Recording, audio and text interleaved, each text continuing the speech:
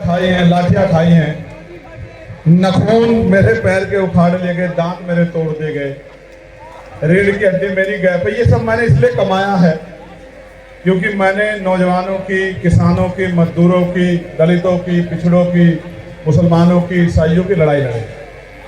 मैंने हर जाति वर्ग के व्यक्ति की लड़ाई लड़ी।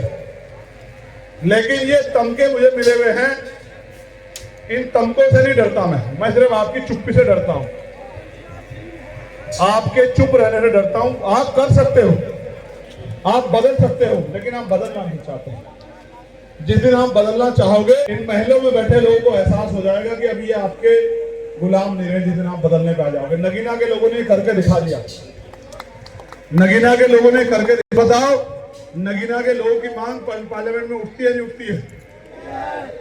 ऐसे ही अगर आप प्रदेश भर में मदद कराओगे तो पूरे प्रदेश के एक कोने, गली खड़ंजे की, नलके की तमाम वो जरूरत है, चाहे वो मेडिकल कॉलेज हो, एम्स हो, चाहे वो higher education center, competition center हो, लाइब्रेरी हो, हर चीज की। और मैंने कहा शराबबंदी करेंगे तो करेंगे। क्या करेंगे?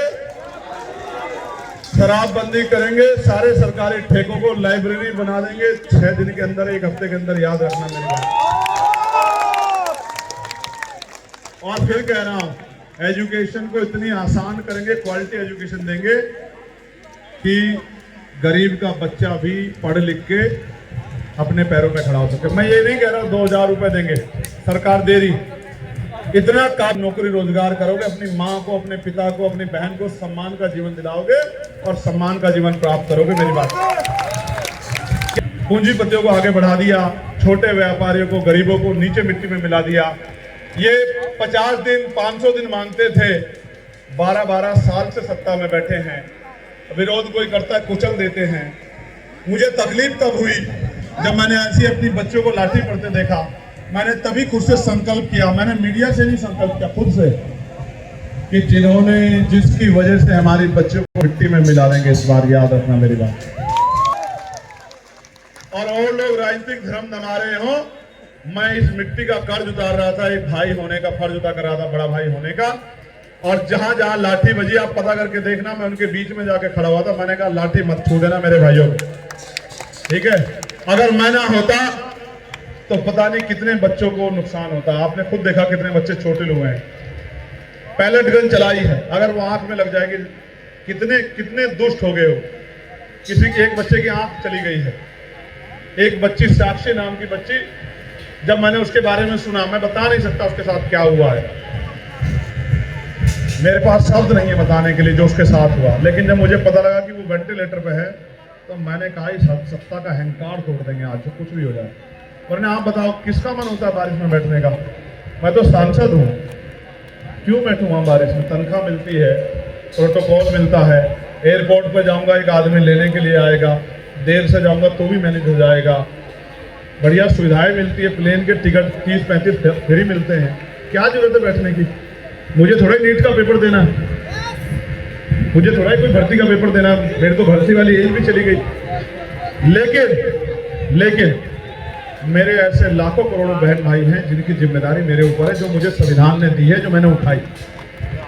इसलिए मैं यहाँ, क्या जौहर अली यूनिवर्सिटी, मौलाना अली जौहर यूनिवर्सिटी को तोड़ के 3000 बच्चों के भविष्य को बर्बाद होने दिया जाए?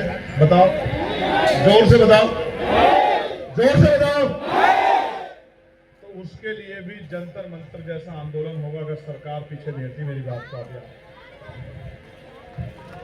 मुझे फर्क नहीं पड़ता कि राजनीतिक नफा होगा, नुकसान होगा, लेकिन मैं बच्चों के लिए बने मंदिरों को, इंस्टीट्यूशनों को बर्बाद नहीं होने दूंगा। मैं सरकार को ये कहना चाहता हूँ। मेरी बात को, क्या आदेश है अनिकेत?